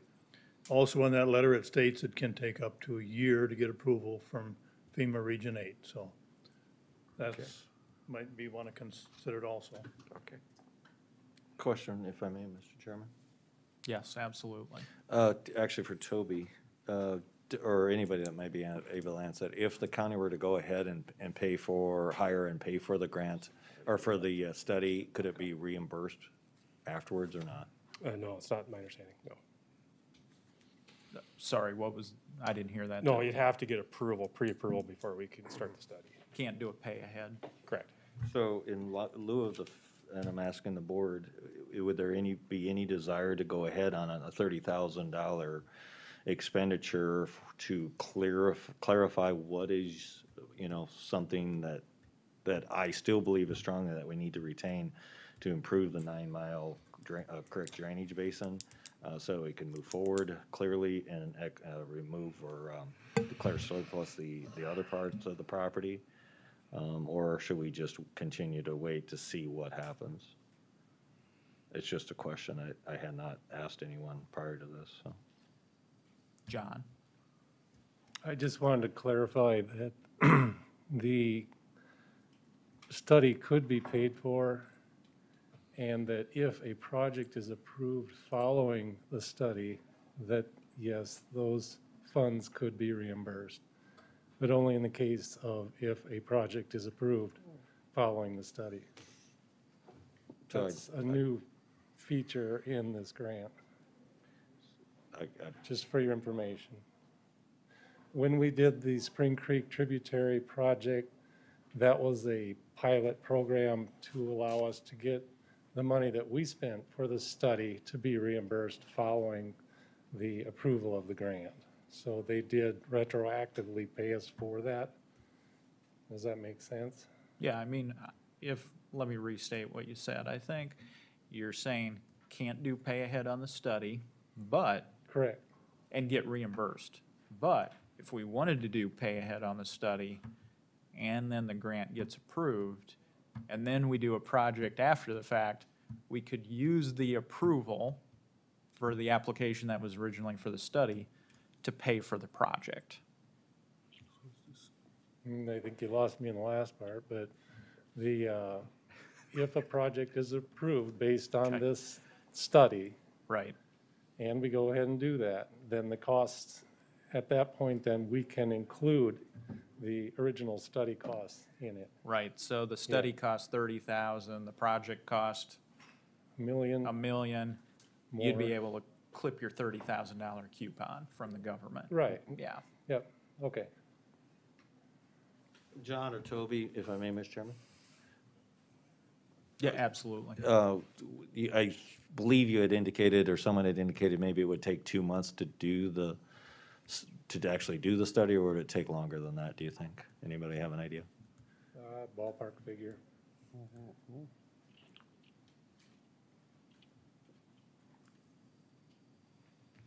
I didn't catch that, John. What was that? Oh, that would be a ballpark figure. Ballpark. Sure. Okay. Commissioner Gibbon. Yes, question. I mean, is this something that that is always done by the seller or the buyer, or just this type of study? Well, this is, if I may, Mr. Chairman. Yeah, of course. I mean, this is a unique situation because we're dealing with, buildable land in an area that has been identified, John and I, over. John, how many years have we talked about this location? Many years, and potential that it may be. But, it's a unique situation. I don't know that there's ever been a situation like this for this kind of a thing, because we're trying to identify what, if we want to keep some, and then what would be buildable. Again, some of that, what has been referred to as the low area, and even my own determination would be not desirable buildable, but it actually is buildable. So I would want us to at least protect that so that didn't get filled in down the road. A question that I had asked Commissioner Aaron's and Commissioner Schmidt, and I'll ask Toby or staff. Anybody have any idea if this would negatively affect any projects moving forward if we, grants, applications, if we, at this point, declare it surplus? I'm grinning, trying to decide if there is or isn't. I just don't know. The property itself? The property Surplus? itself, if it declares surplus as excess property, would that impact the applications, the project? I would imagine we would have to at least take it back out of surplus if we were gonna do something. I wouldn't know that. Yeah, I don't know either. I kind of liken this to a situation where private developer owns commercial land or land that eventually will be used for commercial purposes. Normally, in this part of the world, here in the Sioux Falls, Lincoln County area, it's ag land, and typically they'll put a for sale sign up, but they may do improvements or engineering on the property simultaneously. I kind of liken it to that, since there's no real precedent here in Lincoln County, but I think we can accomplish both goals. And that is to send the signal to the marketplace that the property is available, but also to continue on marching down the field with regard to our obligation to do some flood control and drainage issues as well. And my reading of the statutes is that just declaring it surplus is the door we have to open in order to send the signal that government-owned land is available for purchase. And I don't want to foreclose any other opportunities out there, because, for example, if a lucrative offer comes along, we may be able to leverage a lucrative offer into doing the project. And it's going to be a holistic process. You know, for example, somebody comes along and says, I'll give you $3 million for that land, and then if we know that there's an offer there with a bona fide purchaser for value, we can then turn around with more confidence in wanting to engage in some type of project with regard to the wetlands there. And so I think all of these things need to happen simultaneously or on a parallel planning process, and I think that's what surplusing the property allows us to do. Are you talking about surplusing the entire property or just the buildable part of the property? Surplus the whole property for now. I mean, there's no prohibition on being able to do projects on surplus property. It's just a designation under state law that allows us to tell people, hey, it's possibly for sale, depending on the offer. I would be hesitant on the property that you would be designating for the project being surplus. That's just my opinion. Any state law to back that up, though? I just thinking reasonably with past experience on the granting process and such.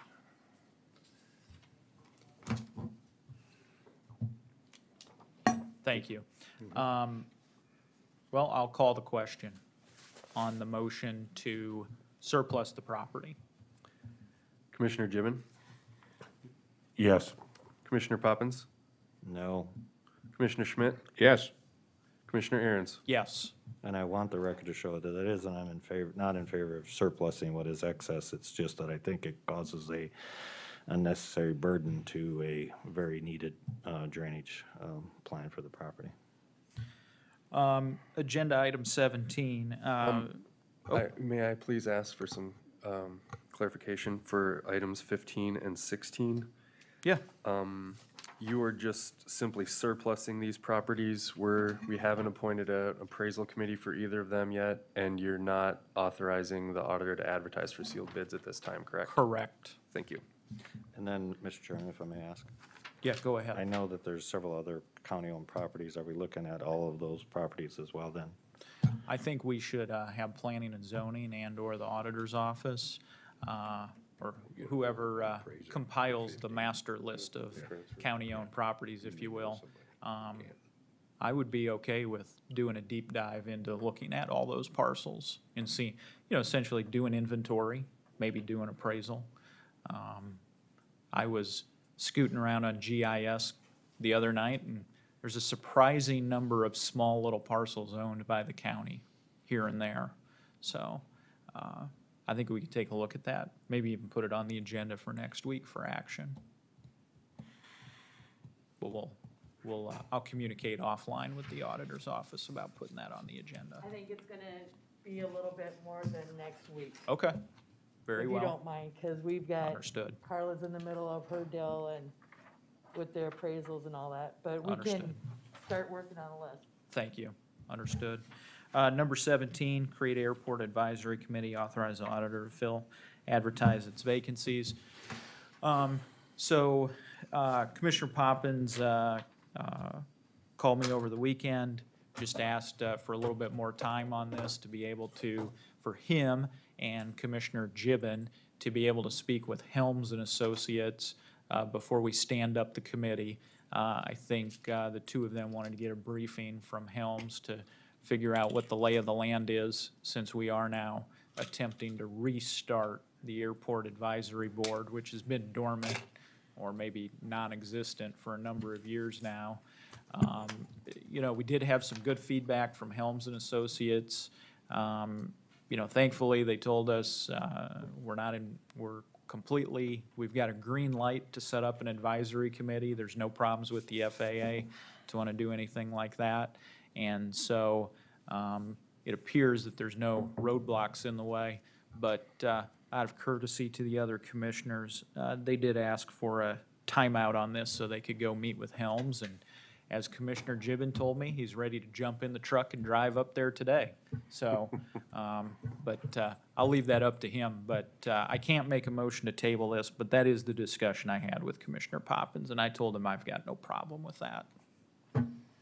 If you're entertaining a motion, I'll still move that we table it. Thank you. Is there a second? Second. Any discussion? Sean, please call the roll. Commissioner Gibbon, Yes. Commissioner Poppins, Yes. Commissioner Schmidt, Yes. Commissioner Aaron's. Yes. That's the end of our agenda. Do we have any need for an executive session? Is there a request for that? Yes, for contractual and employee issues. I would entertain a motion then from one of the commissioners. So move, Mr. Chairman, enter executive session under all those numbers that you have on the back there.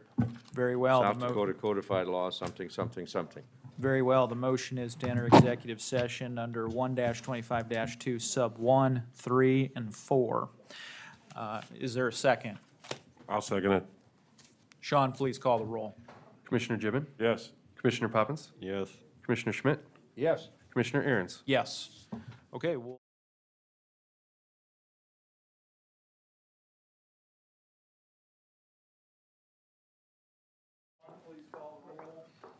Commissioner Gibbon, Yes. Commissioner Poppins, Yes. Commissioner Schmidt, Yes. Commissioner Aaron's. Yes. Is there a motion to adjourn? Motion. Second. Motion and second to adjourn. Sean, please call the roll. Commissioner Gibbon, Yes. Commissioner Poppins, Yes. Commissioner Schmidt, Yes. Commissioner Aaron's. Yes. Thank you. We'll be adjourned for today. And I did.